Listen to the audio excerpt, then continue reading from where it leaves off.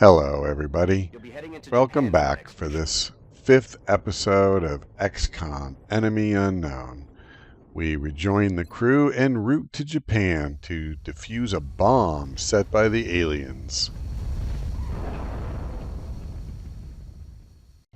It seems there are power nodes scattered throughout this area, and it's up to the soldiers to shut those down as they move forward.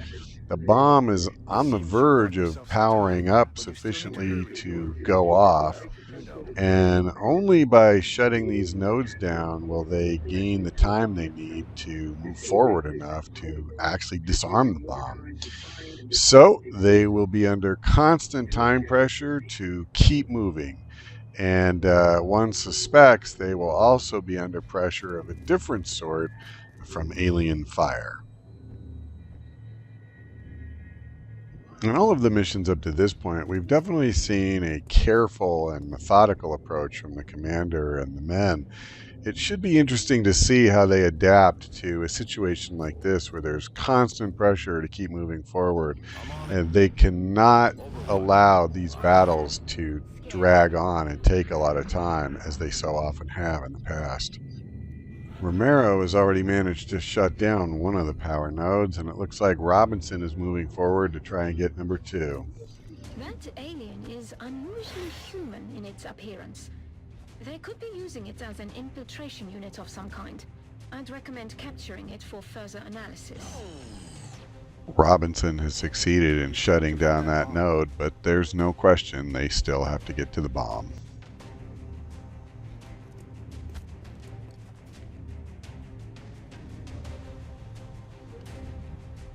Now that the first alien has spotted them and is a direct threat, we don't see a huge difference in the tactics of the XCOMers so far.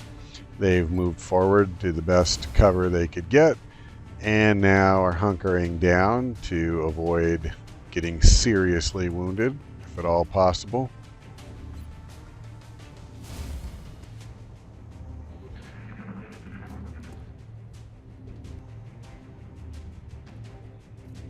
It looks like this thin man is taking a shot at Romero, but that was a clean miss all the way around.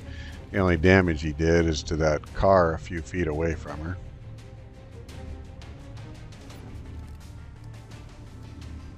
And with the memory of his attack fresh in her mind, Romero unslings a rifle and goes for the headshot.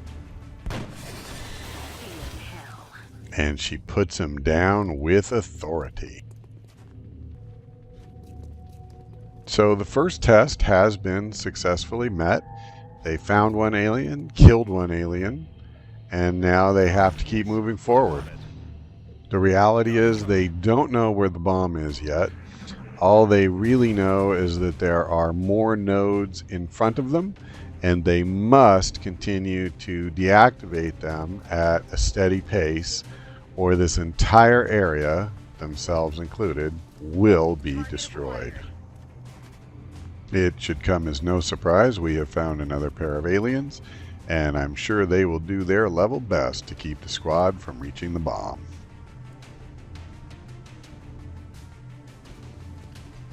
There's no question the team would like to get in some good attacks on the aliens right now, but they really aren't in position to do that.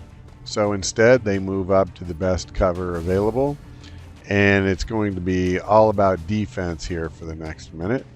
Hangana even throws a smoke grenade to help keep Romero and Robinson safe in front of that truck. This could actually be a break. I'm sure this sectoid is about to take a pot shot at, Marino. But he wasn't able to do any harm, and now he's actually made himself more vulnerable, potentially. Romero is able to disarm another node, and that's helpful because they were on the verge of detonation there. Marino gets away from that burning car that's just moments away from exploding. And while he's at it, he decides to go ahead and throw a frag grenade at this little guy. It's a beautiful thing. Robinson would love to get in on the action, but he has virtually no chance whatsoever to hit that sectoid. And sitting behind half cover, it makes no sense to make himself vulnerable for that. Romero's shot is better, but it's still poor. And she's also behind half cover, so like Robinson before her, she's going to hunker down.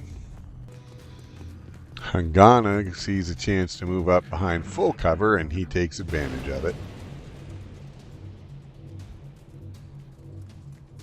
Commander, we're detecting an energy buildup in the area. That bomb is going to reach full power any minute now. With the people back at the base getting a little tense about the bomb's power level, Marino moves forward, only to be greeted by a burst of plasma fire, but fortunately, no harm done. And Robinson buys a little more time by shutting down another node. Excellent. That's another one down.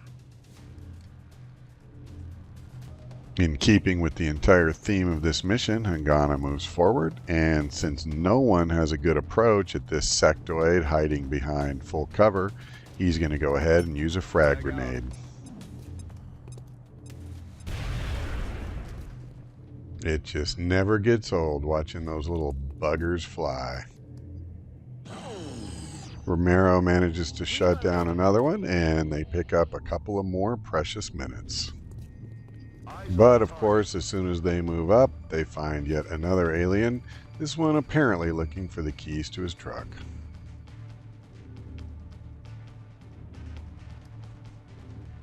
If Robinson stays where he is, he's guaranteed to get flanked, so he moves safely out of sight. Unfortunately for Marino, that wasn't an option, and he takes a beating, but he's still on his feet. The alien had his shot, and now Robinson's going to move forward up to this power node. Unfortunately, he also uncovers another sectoid, but on the plus side, he did find the bomb. Looks like you found the bomb. Get over there and deactivate it. So at this point, things are starting to get pretty clear. We know where the bomb is. We know where the last remaining aliens are. The trick is getting to the bomb while there's still time. And as they go around the horn here, what you see is that no one so far really has a great shot.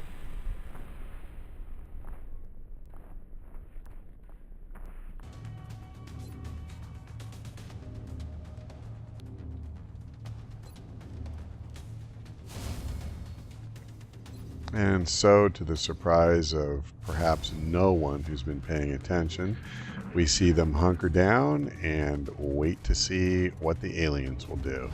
So far, that's actually been a very successful strategy for them. Unfortunately for Robinson, hunkering down is no guarantee that you're safe, but thankfully he will live to learn from the experience. Hungana moves forward and... ooh!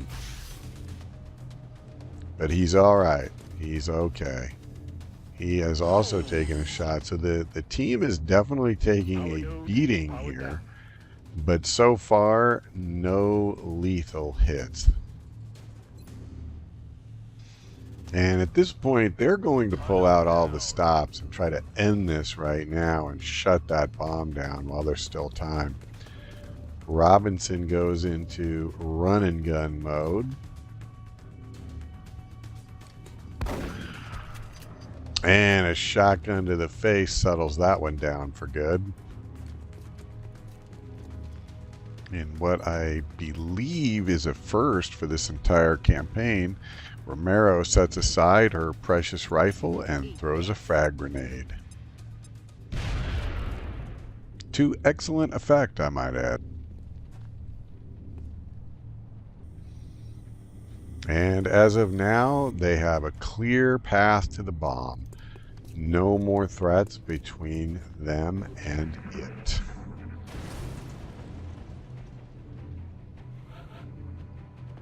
Robinson is going to move up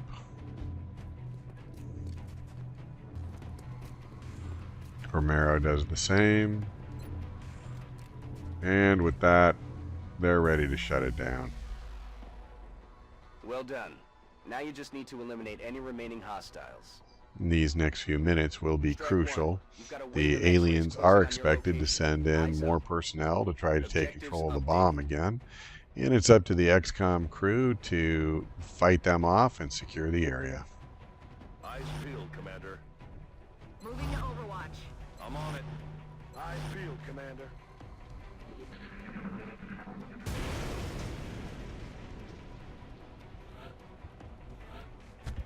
And we see 1, 2, Shock bells connect. 3. So 3 aliens. Fortunately, one of them has already been put down thanks to their reaction fire. But the XCOMers are going to be limited in what they can do here. These thin men are on Overwatch, and they will fire at the first soldier who moves. After everybody checks to see what kind of chances they've got, Hangana takes first shot, and he nails them.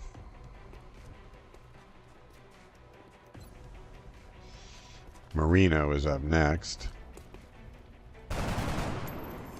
Misses by a mile. Adjusting sights.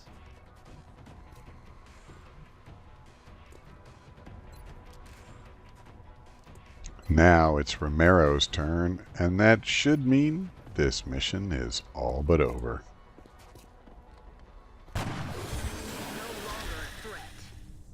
If you doubted that's what was going to happen, you haven't been watching her in action. It's a victorious but injured crew on the way back to the base. The question is whether this will affect their next mission. Depending on when it comes, a number of them might still be recovering in the hospital.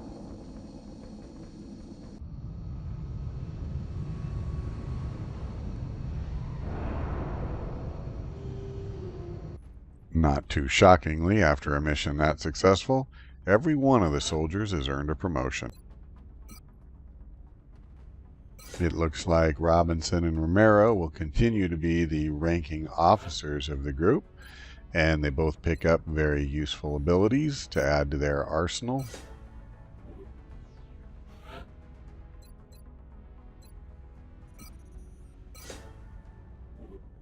And it looks like Marino will be the new explosives expert for the Our team. satellite is prepped and standing by. With for launch. promotions out of the way, we see the satellite that was started earlier this month is now complete, and the commander launches it over the United States, which should help provide plenty of cold hard cash. In more good news, the council is very pleased with the commander's performance this first month, and we've lost none of the funding members. But, of course, almost no sooner is that council report complete than a small UFO craft is spotted in the skies of Nigeria. So we launch an interceptor and try to knock it out of the sky. Bangs out.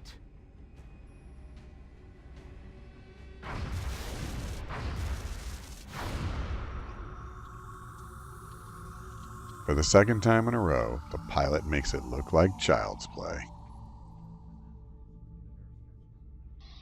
It turns out those injuries will be a factor. We have 2 rookies going along with Robinson. Fortunately, LaFave is out of the hospital from injuries she suffered in our last episode, so at least they're not as short-handed as they could be. Dropship has arrived. That'll do it for this Listen up. episode. We're going to be Thank you dropping for deep into watching, Nigerian and we'll interior see you for next time. exploration.